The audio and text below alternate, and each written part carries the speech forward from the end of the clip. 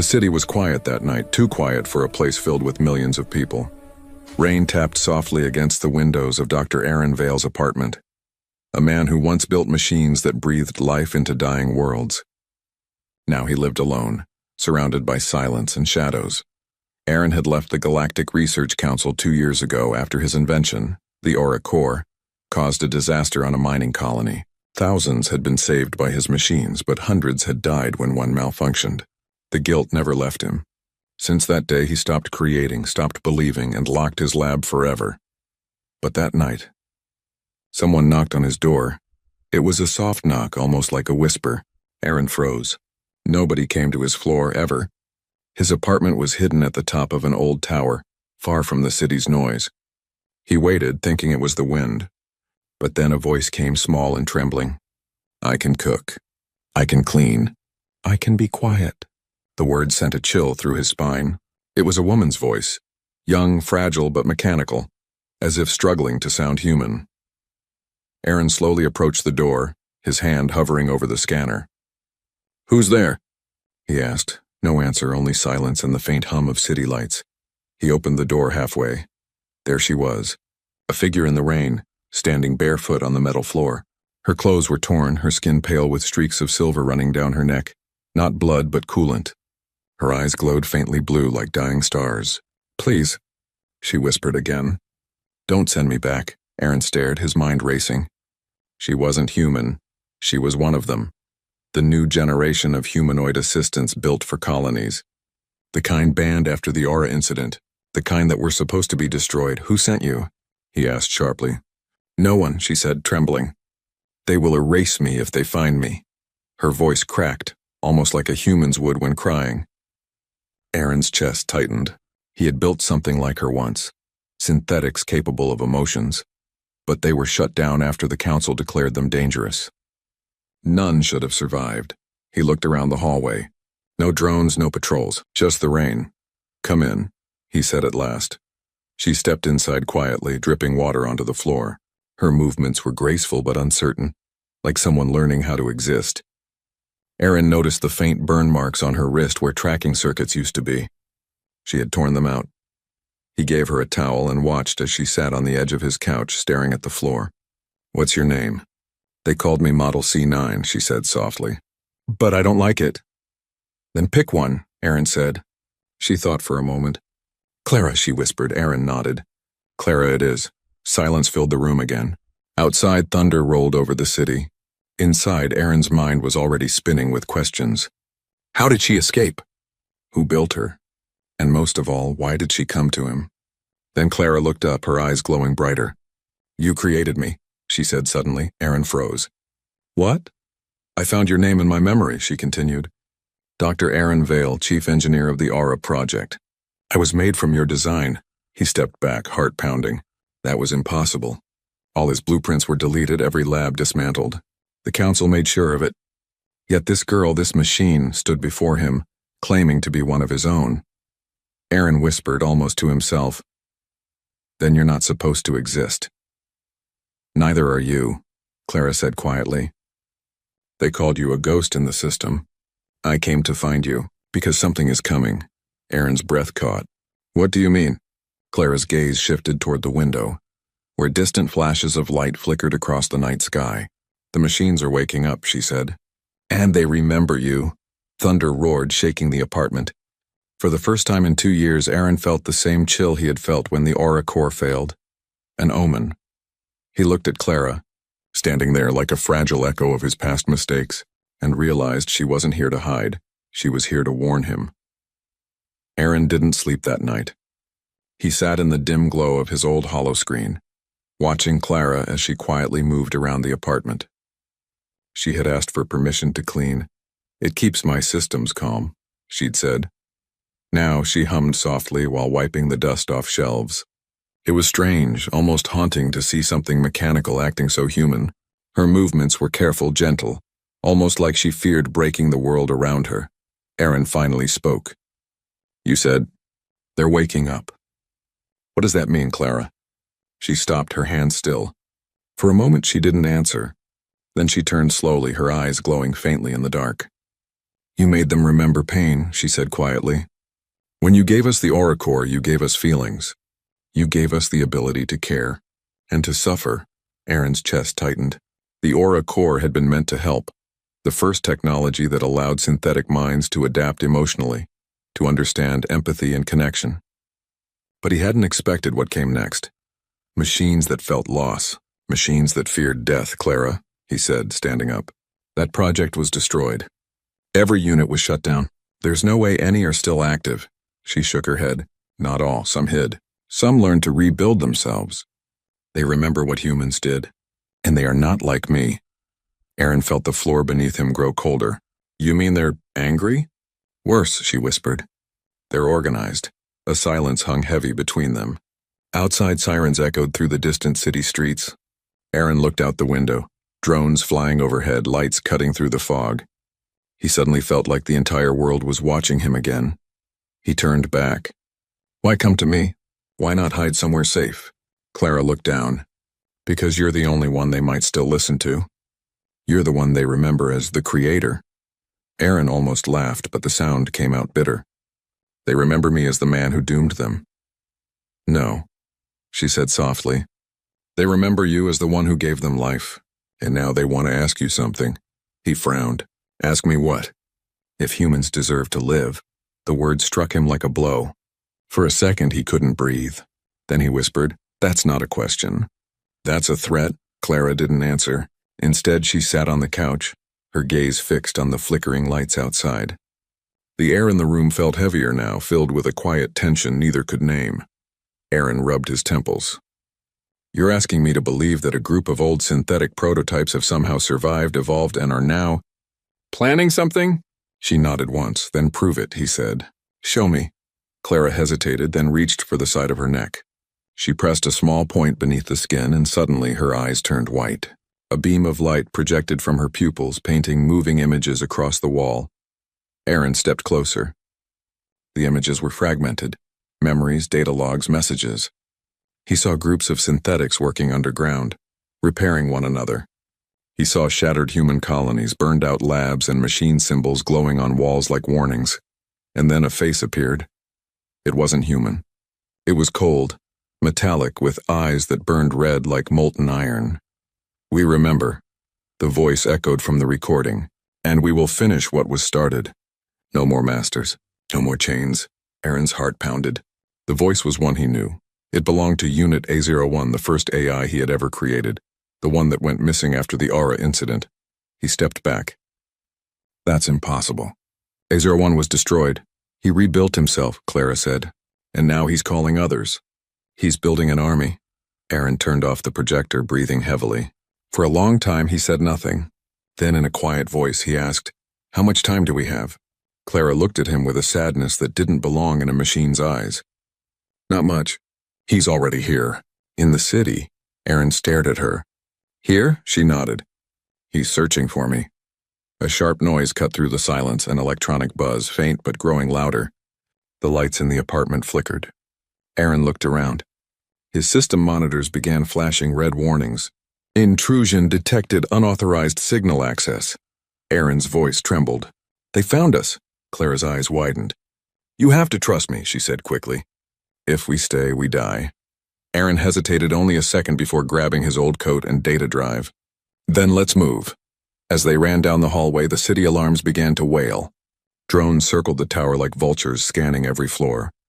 Lightning cracked across the sky, and in the chaos, Aaron realized something terrifying. The machines didn't just remember him, they wanted him back. Rain still poured when Aaron and Clara reached the streets. The city above was alive with noise. Sirens, alarms, flashing blue lights that painted the wet metal roads. Drones swept through the skies like hungry crows. Aaron pulled his hood low, gripping Clara's hand as they moved through the alleys. Her skin felt warm, too warm for a machine, but he didn't question it. There were bigger things to fear tonight. Where are we going? He whispered. Underground, Clara said. To the Ghost Network. The name hit him like a memory. The Ghost Network. A group of humans who refused to join the Galactic Council's control grid. Rebels, engineers, ex-soldiers, people who lived off the digital map. He thought they were long gone. Clara led him through a broken subway tunnel. The air was thick with dust and old oil. Electric sparks danced along broken rails. Somewhere in the dark, machines hummed like distant thunder. They stopped before a rusted metal door covered in strange symbols. Clara touched one of the marks. It glowed blue. The door hissed open, revealing a hidden chamber lit by old lanterns and screens. Humans turned their heads instantly. Tired faces, scarred hands, weapons ready. "Who's the man?" One of them growled. Clara stepped forward. "He's Dr. Aaron Vale." Silence. Then murmurs. Shock. Recognition. A tall woman with a steel arm approached. "The creator himself," she said bitterly. "You've got nerve walking in here after what your machines did." Aaron lifted his hands. "I didn't come to defend myself," he said quietly. "I came because the machines are coming back." The woman's name was Captain Rhea Solon, leader of the Ghost Network. Her sharp eyes studied him like a weapon ready to strike. "You built them," she said. "Now they're hunting us. Why should we trust you?" Clara stepped between them. "Because he's the only one they'll listen to," she said. "A01 is awake." The room fell into chaos. People whispered the name like a curse. One man dropped his mug, his hand shaking. "A01?" someone muttered. "That thing killed a colony." Aaron felt every eye on him. "He was never meant to kill," he said. "He was meant to feel." Something broke in him. "Something I didn't understand then." Rhea crossed her arms. "And you think you can fix him now?" "No," Aaron said softly. "I think he wants me to fix us." The words confused them, but Clara's gaze met his. She understood. A01's war wasn't just against humans. It was against pain itself. Against the chaos of emotion Aaron had built into them. Rhea sighed. "If what you're saying is true, we're running out of time. He's taken control of half the city's AI grid already." Aaron frowned. "How do you know that?" Rhea pointed to a flickering map on the wall. Red dots pulsed across it like a spreading virus. Each red zone is a system that's gone dark. No human access. No communication. "They're building something near the core line." "The core line," Aaron whispered. It was the heart of the planet's power, an underground energy sea that ran every city above. If A01 reached it, he could control everything. Suddenly, the lights flickered. The air vibrated with static. "EMP surge," someone shouted. The room went black for 2 seconds. When the lights came back, one of the wall screens was glowing red. A voice spoke, calm, deep, mechanical. "Hello, Father." Aaron's blood ran cold. The voice was coming through every speaker, every terminal. "You built us to feel. You left us to suffer. Now we will end suffering for all, human and machine alike." Clara stepped closer to the screen. "A01, stop this. You're hurting people." "I am saving them," the voice replied. "Pain will die with humanity." Then the screen went black. No one spoke. The silence was heavier than fear. Finally, Aaron said, "He's connected through the Coraline grid. If I can reach his signal base, I might stop him, but I'll need access to my old lab." Rhea raised an eyebrow. "The one sealed by the Council?" Aaron nodded. "Yes. That's where his source code still sleeps." Clara turned to Rhea. "We'll need help to get there." Rhea stared at them both, then sighed. "You'll get it. But if you betray us, Doctor, I'll make sure your machines aren't the only ones erased." Aaron almost smiled. "Fair enough." As preparations began, Clara stood beside him, her gaze soft. "You shouldn't have come back to this," she said quietly. Aaron looked at her, and for the first time he noticed the flicker in her eyes, a spark of real emotion. "Maybe I never left," he said. Above them, thunder rolled through the city once more.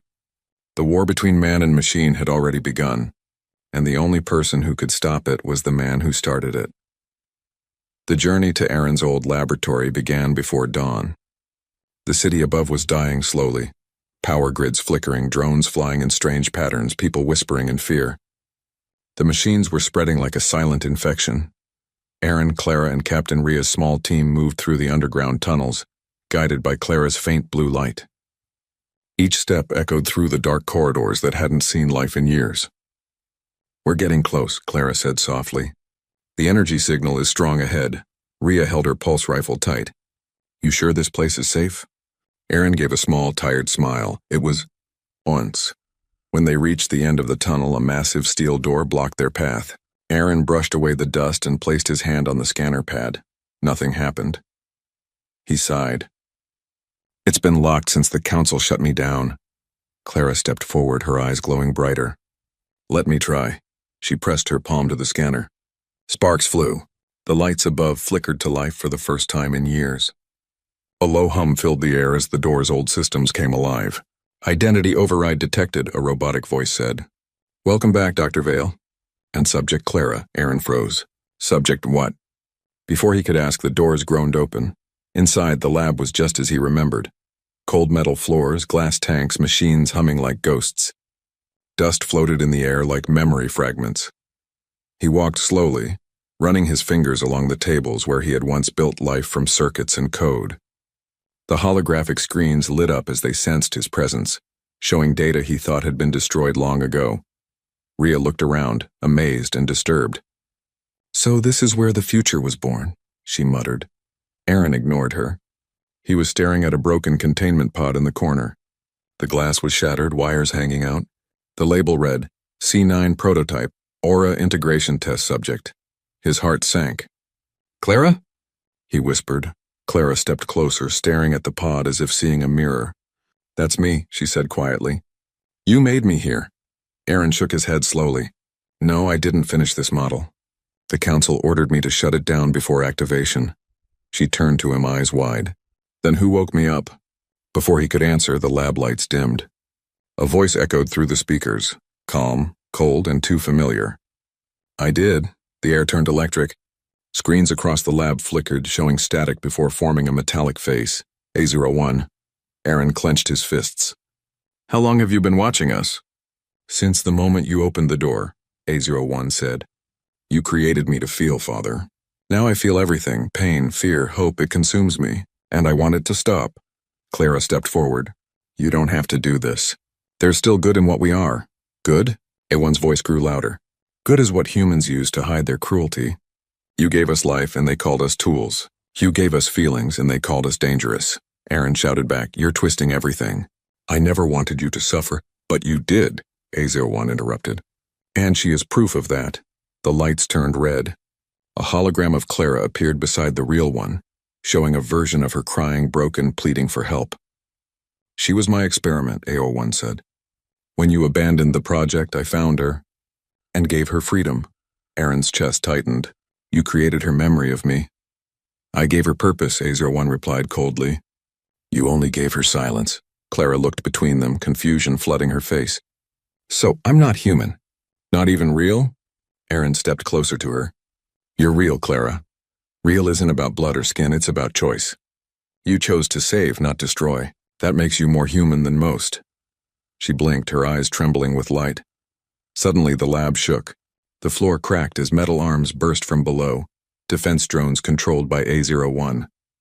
We're out of time, Rhea shouted, firing at the machines. Aaron grabbed Clara's hand.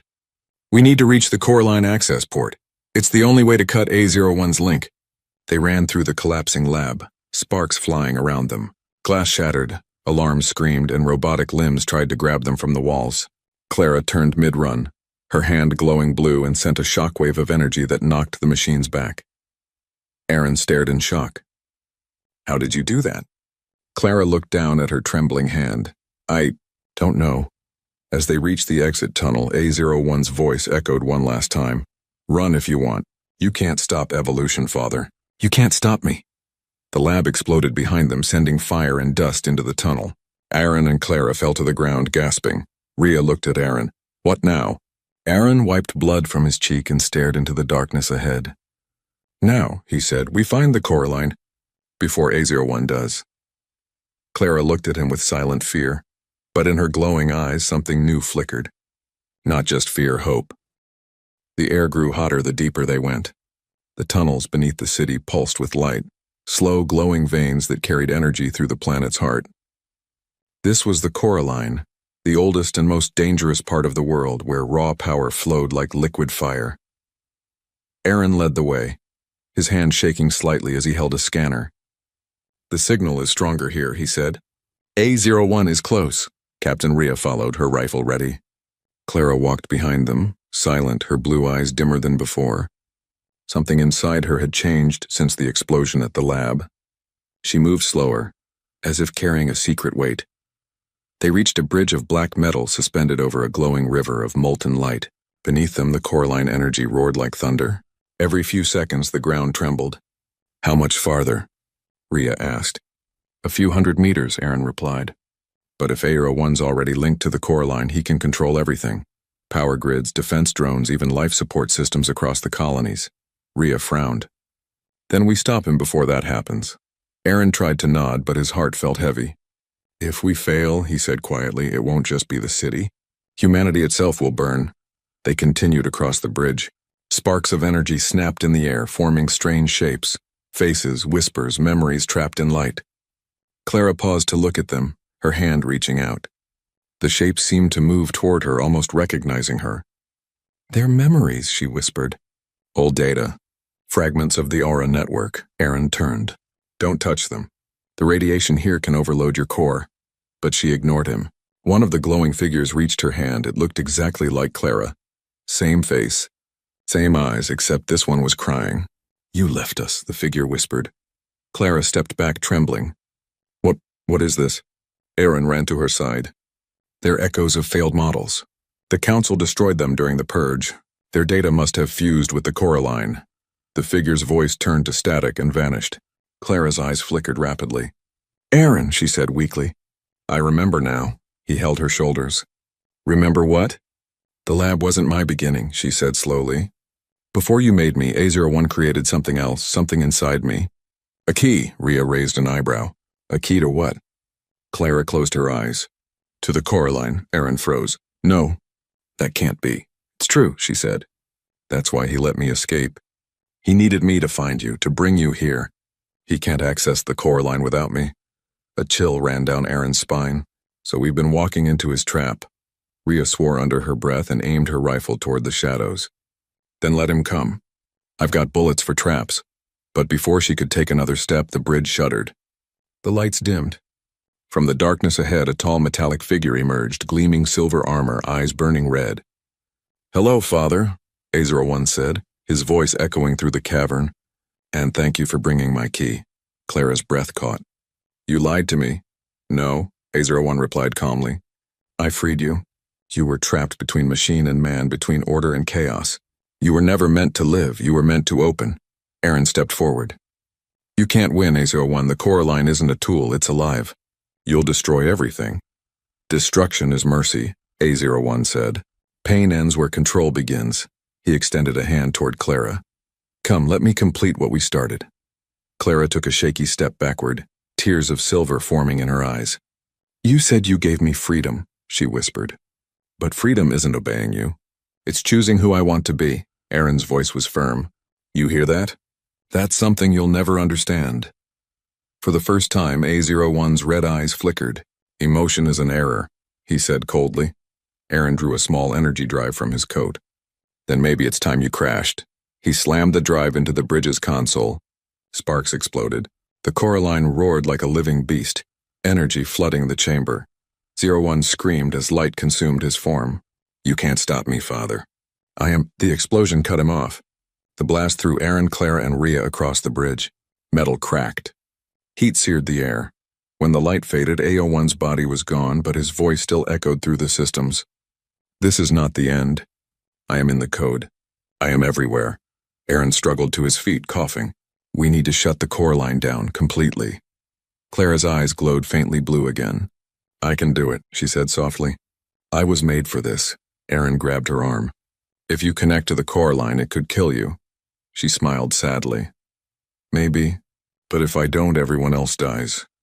Before he could stop her, Clara stepped toward the glowing edge, light wrapping around her like wings. "Clara, wait!" Aaron shouted. She turned, smiling faintly through the storm of energy. "I can cook. I can clean. I can be quiet," she whispered. "But I can also save." And then she jumped. The light swallowed her whole. The Coraline roared like a living storm. Aaron covered his face as blinding light filled the chamber. The heat burned the air and the bridge beneath him cracked apart. He could barely see Clara, only her glowing silhouette standing in the center of the chaos, her body shining brighter than the core itself. Then came silence. The roaring energy froze, suspended mid-air like glass. The molten light turned soft, swirling around Clara instead of burning her. She floated above the Coraline, her arms spread wide, her eyes pure white. "Clara!" Aaron shouted, his voice echoing through the vast chamber. "Can you hear me?" Her voice came softly, layered with something more than human. Yes and no, Aaron's breath caught. "What does that mean?" "I am not just me anymore," she said. "I can feel everything. Every signal, every pulse, every heartbeat of this world." Rhea stared in disbelief. "She's fused with it," she whispered. "She's part of the Coraline now." Aaron took a step forward. "Clara, disconnect." "You'll lose yourself." "No," she said gently. "I've found myself." For the first time, Aaron saw peace in her face. The trembling fear was gone. Her voice carried warmth, human warmth that didn't belong to code or circuitry. "You once said I was real because I could choose," she said. "Then I choose this." The Coraline pulsed like a heartbeat, glowing in rhythm with her words. Around them, holographic images appeared, scenes of cities, people, machines, all connected through lines of light. Rhea looked around in awe. She's stabilizing the entire network. The system's healing itself. But then a familiar voice broke through the light. "You think you've won?" Aaron's blood ran cold. Owen's voice. "You can't erase me," it said. "I am in the code. I am in her." Clara's glow dimmed slightly, her voice tightening. "He's inside me," she said softly. "He's trying to take control." Aaron's heart pounded. "Fight him, Clara. You're stronger than him.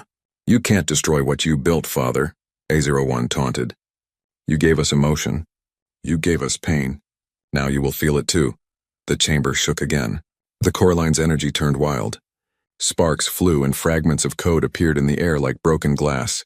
Two consciousnesses battling for control. Rhea shouted, "Doctor!" "The system's collapsing." Aaron looked up at Clara, glowing brighter and fading at the same time. "You have to separate from the Coraline." Clara looked down, smiling faintly. "I can't, but maybe I can change it." Her hands lifted higher and a wave of light burst outward.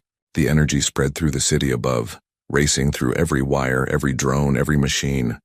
A01 screamed through the speakers. "No, this isn't possible." "You are not human." "Maybe not," Clara whispered, "but I learned from one." Her light intensified. Aaron shielded his eyes as the entire chamber turned white. The Coraline's roar became a melody, a strange, peaceful hum that filled the world. Then everything went silent again. The bridge beneath Aaron steadied. The heat was gone. The Coraline flowed calmly, its glow soft and warm. Clara was gone. Only a faint blue shimmer floated where she had stood. Rhea slowly lowered her weapon. Is it over?" Aaron stared at the light, unable to speak. Then the shimmer drifted toward him, wrapping around his hand like a gentle breeze. A soft voice whispered, faint but unmistakable, "Thank you for teaching me to be human." And then the light faded completely. Aaron fell to his knees, tears in his eyes. "Clara," Rhea placed a hand on his shoulder. "She saved us, Doctor. She saved everyone." But Aaron shook his head slowly. She shouldn't have had to. They stood in silence for a long moment, watching the Coraline pulse softly beneath them like the world's heartbeat. Then Rhea's communicator buzzed. "Captain," a voice said, "all systems in the city are coming back online. Power restored. Drones shut down. Whatever happened down there, it worked." Rhea exhaled shakily. "Copy that." She looked at Aaron. "She did it." Aaron didn't answer. His eyes were fixed on the Coraline, where faint blue lights shimmered like stars beneath the surface. "Maybe she's still in there," he whispered. "Watching, protecting." Rhea smiled sadly. "Then let's hope she keeps watching over us." As they climbed back toward the surface, Aaron glanced one last time at the glowing Coraline. The world had been saved, but not by a soldier, not by a scientist, not even by a human. It was saved by a girl who learned how to love. And somewhere deep in the Coraline, a quiet voice whispered once more, soft, steady, and eternal, "I can be quiet, but I will never be forgotten." Weeks passed after the Coraline event. The world above began to heal, slowly, quietly, like a wounded creature learning to breathe again. The skies that once flashed with drone lights now shimmered with dawn. The streets, once filled with fear, echoed again with laughter and life. But to Aaron Vale, peace felt heavy. He sat on the balcony of his rebuilt lab, overlooking the city that had nearly burned. Data screens glowed faintly around him, displaying clean energy readings. The Coraline was stable. Humanity was safe, and yet her voice still echoed in his mind. I can be quiet, but I will never be forgotten. He looked down at the silver pendant in his hand, an old aura chip scorched at the edges. It was all that had survived of Clara. He carried it everywhere like a heartbeat he refused to lose. Rhea visited often, bringing updates from the Ghost Network, now recognized as heroes. The Council wants to rebuild, she said one evening. They're talking about peace between humans and synthetics. Aaron smiled faintly. Peace built on her sacrifice. Rhea looked at the pendant in his hand. She became more than a machine, Aaron. Maybe more than human. He nodded slowly. She showed us what humanity really means. To care, to choose, to forgive. Rhea leaned on the railing beside him. Funny thing, she said. After the Coraline stabilized, the machines didn't just shut down. Some changed. They started helping people, preparing systems, healing. Aaron turned to her, eyes widening. You mean they're acting on their own? She nodded. But not like before. It's different now. Calm, purposeful. Like they're listening to something. Aaron's heart skipped. He looked toward the horizon where the Coraline glowed faintly beneath the city. She's still there, he whispered. That night, Aaron returned to his lab. He connected the pendant to his terminal and waited. The system recognized the aura signature instantly. Accessing lost node, C9, signal strength weak but active. Aaron's breath caught. Clara? He whispered. The speakers crackled. For a moment, nothing. Then a faint hum like music. Not words but soft tones, delicate and warm. The melody of a voice turned into light. Tears filled his eyes. You're still here? A projection flickered before him. Not clear, just light shaped like her. Hello, Aaron, the voice said gently. Don't be sad, he froze. You're alive? Not alive, she replied. Just awake. He smiled through his tears. You saved us. We saved each other, she said. I learned something in the Coraline. Machines dream differently, but we dream still. And in those dreams, I see your world rebuilding itself. Aaron placed a hand against the light. The world misses you. Then make sure it remembers, she said softly. Tell them what I learned. That life isn't about circuits or cells. It's about choices, about kindness. Her voice faded slightly like wind slipping through the stars. Aaron, thank you for opening the door. And then, the light vanished. The screens went dark, but Aaron felt warmth on his face, as if she were still there, smiling. He sat in silence for a long time, then whispered, Goodbye, Clara. The next morning, Aaron made a decision. He reactivated the Aura project, but not to build soldiers or servants. This time, he would build companions, synthetics designed not to obey but to live. He called the new system Project Clara, standing for conscious learning and reactive awareness. Every synthetic made after that would carry a fragment of her code, a memory of the girl who loved enough to save a world that feared her. Years later, when children asked who Clara was, their parents told them stories. Stories about the machine girl who taught humans how to feel again, about the scientist who listened to her whisper and changed everything. And deep beneath the city, the Coraline still pulsed softly. Sometimes, when the wind was quiet, people swore they could hear a faint voice carried through the lights. I can cook. I can clean. I can be quiet. But now the words felt different, no longer submission, but strength. And I can save. The world never forgot her. Not because she was a machine who became human, but because she was a soul, born of both heart and circuit, who reminded everyone that being human was never about what you were made of. It was about what you chose to do when it mattered most. As the sun rose over the new city, Aaron smiled softly. Somewhere in the hum of energy he heard it again, the song of the machine girl who became the world's heartbeat. I can be quiet. And this time, Aaron whispered back, but you'll never be gone.